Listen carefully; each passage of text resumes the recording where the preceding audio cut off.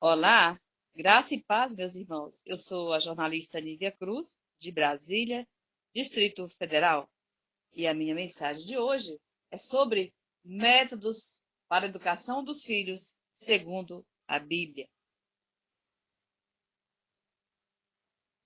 Não é só a intenção que vale.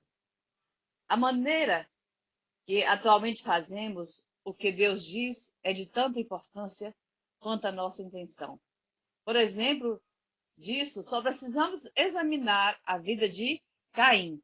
Ele deu um sacrifício tanto quanto o seu irmão Abel, mas por causa do método sendo errado, Deus não atentou para a sua oferta. Gênesis 4, 1, 7. Imagina também o problema que Noé teria se usou a madeira jacarandá em vez da madeira de gofer, como Deus mandou. E se usou outra substância em vez do betume, ou colocou o betume só no lado e não tanto o lado de fora quanto o lado de dentro. Gênesis 6, 13, 16. Se foi como Deus tratou de Caim, a obra de Noé não teria sido aceita. Também no caso de usar, entendemos que o método usado para servir Deus tinha muito mais importância que a sua intenção. Mesmo que em dia de festa ao Senhor, segundo Samuel 6, 4, 7, vede também Saul e os amalequitas, segundo Samuel 15. Sarai achava que a obra de Deus em dar um filho a eles não dependia de métodos e sugeriu algo que Deus não aprovou. No fim, por causa de não atentar pelos métodos divinos, dos mandamentos divinos, temos Ismael, mesmo hoje, habitando diante da face de todos os seus irmãos, com a sua mão contra todos e todos contra ele. Gênesis 16. No Novo Testamento, temos a mesma verdade. Jesus explicou que o amor a Deus é relacionado com o nosso fazer. João 14, 15 e 23. Não há maneira honrosa de desobedecer o mandamento de Deus, usando os métodos dos homens para substituir, melhorar ou mudar o que Deus mandou fazer para Deus e a abominação. Marcos 7, 6, 7, Romanos 10, 1, 3. Jesus é o nosso exemplo em obediência, pois ele fez tudo que foi dado a fazer, e fez da maneira que agradou o seu eterno Pai, e assim ele glorificou a Deus. João 17, 4 e Filipenses 2, 8. Também há métodos que parecem funcionar, mas os resultados são pior que a própria correção. Há os que conseguem resultados no controle dos filhos pelo espancamento ou a privação de comida, atenção ou até das necessidades básicas de amor, mas os efeitos secundários, muitas vezes, nas emoções dos filhos, fiquem danificados pelo resto das suas vidas. Métodos não bíblicos. Há inúmeros métodos não bíblicos de educar os filhos. Quando há a intenção de não usar o método de Deus, todo mundo tem uma ideia melhor do que o outro. Mas todos os métodos não bíblicos têm a mesma base: a mente humana, as emoções humanas e a sociedade humana. Se o coração do homem é pecaminoso, Jeremias 17, 9, os métodos que originem dele serão pecaminosos do mesmo jeito. Do meu pai. Muitos pais, na hora de educar os filhos, dependem do que os pais fizeram. A gritaria, a manipulação, espancamento, etc. Que os pais expressam diante dos filhos na hora de disciplinar é desculpado pela razão. Meus pais fizeram a mesma. Se os pais fizeram bem, ótimo. Se não, o erro deles espalha por mais uma geração. O raciocínio certo deve ser refletido da seguinte maneira: meus pais disciplinaram segundo a Bíblia. Segundo, trocas. Os pais espertos usam ideias espertas. Aqui vem os contatos entre os pais e os filhos, contratos que requerem obediência, são feitos verbalmente ou até por escrito, que têm galardões como prêmios de cumprir os contratos. Faça um acordo e eu dou recompensa. Inconscientemente, os pais estão ensinando as crianças de ser ainda mais egoístas do que o normal. Elas aprendem de agir certo só por interesse próprio E em vez de fazer o certo, porque é certo de fazer o certo, vem tudo pelos pensamentos de só fazer algo se a recompensa para si é satisfatória. Em realidade, querendo crer ou não, o trabalho bem feito é a sua própria recompensa. Emocionalismo. Nesse método, os pais entram na emoção para conseguir um comportamento dos filhos mais adequado. Os pais mostram tristeza profunda se algo não for feito de acordo dos seus filhos, do desejo dos seus filhos, ou estimulam o terror no coração dos filhos, provocam vergonha exagerada aos filhos, ou até fazem o oposto, isolam o filho com silêncio total. O erro aqui é que não há diálogo com a criança para saber onde seu comportamento foi não aceitável. A maneira para consertar o erro nunca é apresentada para que o padrão de comportamento se corrija. Geralmente, um círculo vicioso se repete cada vez que a criança erra com os pais, ficando mais e mais distante dos filhos. Punitivo. Se fez errado, pronto, o castigo não é isso ou aquilo. Gritaria horrenda, espancamento, privação de privilégios, assistir TV, jantar, brincar, sair do quarto, etc. São decretados na hora, sem mais nem menos. Esse método é muito popular e tem várias maneiras de ser feito em cada família. Por que esse método é tão popular? A razão é porque esse método não requer nenhum papo dos pais com os filhos, nem paciência, nem tempo para instrução construtiva. O problema desse método, como muitos dos outros, é que é administrado com raiva na maioria das vezes. O problema principal não é conhecido nem tratado para corrigir. Miscelânea. Esse método é reservado para os pais criativos. Um pouco de cada método é usado quando é conveniente. Se o vizinho sugere um método, esse é adaptado sem maiores explicações. Se um programa de TV apresenta um mestre de educação de filhos, esses métodos são adotados já e usados para outra maneira que é apresentado. Cada mês é a maneira assim deixado as crianças sem saber o que deve esperar. Ninguém aprenda consistência e insegurança, e a insegurança domina. O resultado de métodos não bíblicos. Todos os métodos não bíblicos tratam só o comportamento, nunca é focalizada a atenção dos pais aos filhos de maneira correta, a educação do coração da criança.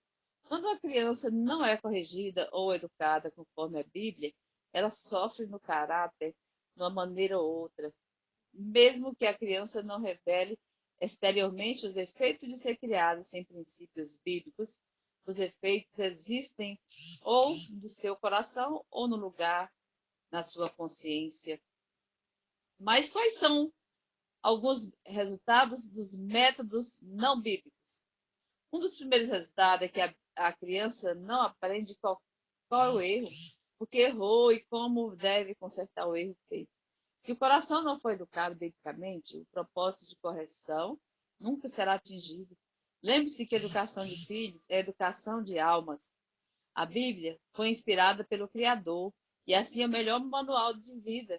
Quando a Bíblia não é usada, as necessidades dos filhos não serão supridas adequadamente.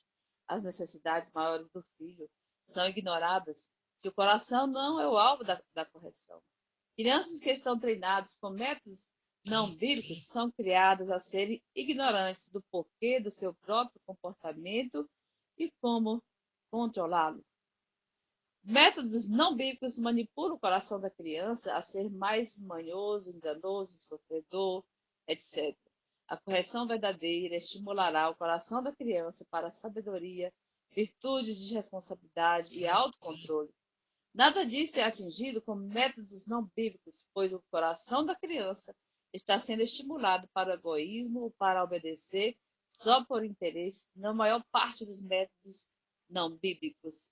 A criança que está sujeita aos métodos não bíblicos torna mais e mais distante dos pais. Os pais não são exemplares para seguir quando os filhos estão pequenos, nem são vistos pelos filhos como sujeitos com quais os filhos crescidos desejam conversar. Agora vamos citar os métodos bíblicos. Provérbios 23, 13, 19, 2 Timóteo 3, 16, em que estão baseadas as instruções. Há duas maneiras de educação de filhos que a Bíblia expressa e as duas cooperam juntas. Um método é comunicação para entender o erro, e a outra é o uso de disciplina para corrigir o erro. Os dois métodos não devem ser vistos como opções, mas usados juntos. Um sem o outro resultará em educação desequilibrada. O primeiro método bíblico é a comunicação, falando e escutando. Deuteronômio 6, 5, 9. Temos estudado o que diz a Bíblia sobre a comunicação no lar, mas podemos adicionar uns pontos sobre a sua relação com a educação de filhos. Seria bom lembrar que toda e qualquer comunicação no lar tem o objetivo de glorificar a Deus. Quando se trata da educação de filhos, um objetivo de comunicação com os filhos deve ser o entendimento do coração. Educação dos filhos no lar é educação de almas. Então, nada melhor que conhecer bem o coração do seu filho. Nada melhor para entender o coração do seu filho do que uma boa e constante comunicação. Quando os pais entendem por que os filhos estão agindo de uma maneira ou outra, o processo de educação está melhorado. Entendendo o porquê é de entender o coração do filho. Se a educação não visa o entendimento do coração dos filhos, a educação aprimorará só o comportamento do filho. Temos já estudado o fim terrível de visar só comportamento de filhos como objetivo maior na educação de filhos. Sabe também que a educação errada de filho não só afeta o relacionamento de pai com filho, mas resultaria em filhos que não sabem se entender ou se expressar também.